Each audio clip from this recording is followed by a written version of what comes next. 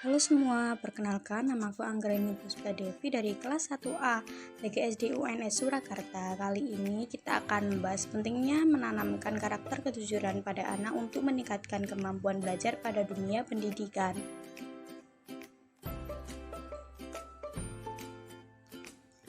Sikap ilmiah. Pentingnya sikap ilmiah secara umum. Menumbuhkan sikap ilmiah sebagai salah satu tujuan dari pembelajaran sains masih kurang mendapat perhatian di sekolah dasar. Misalnya, kurang dibiasakan siswa untuk bekerja secara ilmiah atau dengan metode ilmiah. Ardana dan kawan-kawan mengemukakan bahwa mempelajari bahan ajar sains siswa perlu dibantu dengan keterampilan ilmiah atau bekerja secara ilmiah, karena akan mampu melatih sikap ilmiah. Melatih sikap ilmiah sejak dini sebenarnya dapat membentuk karakter kejujuran anak. Pada materi ini kita akan membahas 1. Definisi jujur dan kejujuran, 2. Macam-macam kejujuran, yang ketiga ciri-ciri kejujuran, yang keempat penerapan kejujuran sejak dini, yang kelima peran lembaga pendidikan, yang keenam metode pendidik.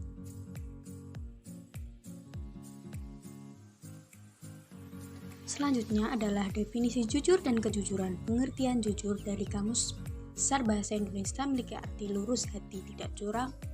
Kejujuran merupakan sifat terpuji yang harus dimiliki setiap orang. Merupakan salah satu sifat yang melekat dalam diri seorang, baik jujur dalam melakukan sesuatu, jujur dalam tindakan yang dilakukan dengan etika baik kepada siapapun, jujur dalam perkataan, tindakan dalam berniat, dan dalam menyampaikan pesan, informasi kepada orang lain secara sesuai dengan kenyataan. Kejujuran adalah nilai hidup yang bersifat universal. Setiap orang dari semua bangsa dan agama dan mengenal kejujuran waktu setiap orang sanggup dan berani melakukan.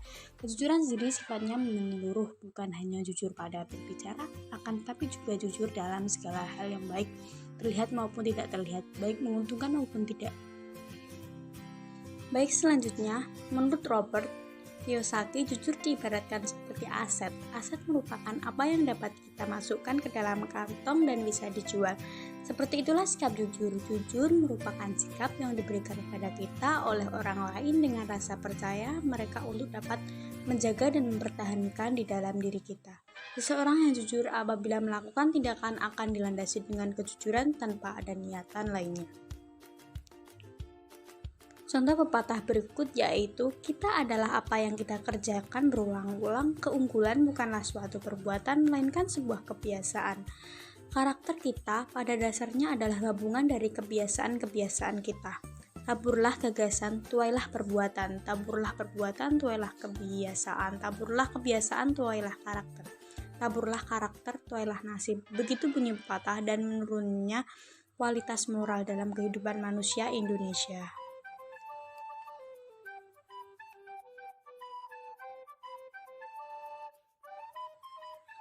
Macam-macam kejujuran dibagi menjadi beberapa, yaitu jujur dalam ucapan, wajib bagi manusia untuk menjaga lisannya tidak berkata kecuali benar dan jujur.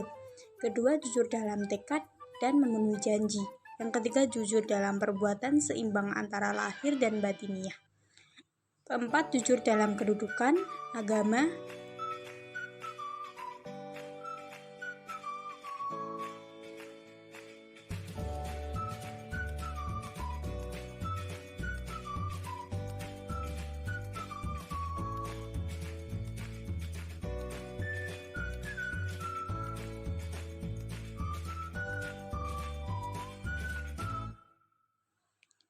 ciri-ciri orang yang berlaku jujur yaitu 1. Jika bertekad atau inisiasi keputusan untuk melakukan sesuatu, tekadnya adalah kebenaran dan kemaslahatan. Yang kedua, jika berkata tidak berbohong atau benar apa adanya. Yang ketiga, jika ada kesamaan antara yang dilakukan hatinya dengan apa yang dilakukannya, atau apa adanya sesuai dengan hati dan pikirannya. Begitupun juga sama dengan perkataannya.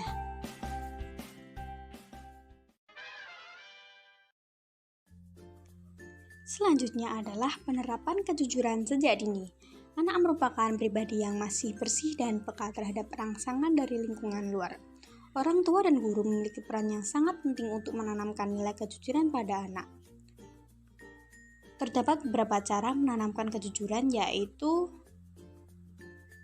kejujuran dengan cerita, memberikan pujian dan penghargaan secara terbuka, menyikapi kesalahan anak dengan baik, memberikan pemahaman dengan lembut, memberikan perhatian dan kasih sayang, menanamkan kejujuran melalui diskusi, dan membiasakan berkata dan bersikap jujur kepada anak. Hal tersebut dapat dilakukan agar anak terbiasa dengan berkata jujur dan berbuat jujur.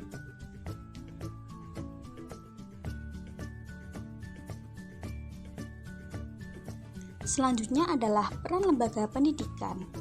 Berikut merupakan beberapa peran lembaga pendidikan. Selain itu juga beberapa peran yang dapat dilakukan oleh pendidik untuk menanamkan kejujuran, yaitu 1. Memberikan pengetahuan melalui pengajaran secara terus-menerus dan memadai tentang kejujuran. Misal, pengetahuan tentang apa yang dimaksud dengan kejujuran, mengapa seseorang harus berbuat jujur, dan apa konsekuensi jika seseorang tidak jujur.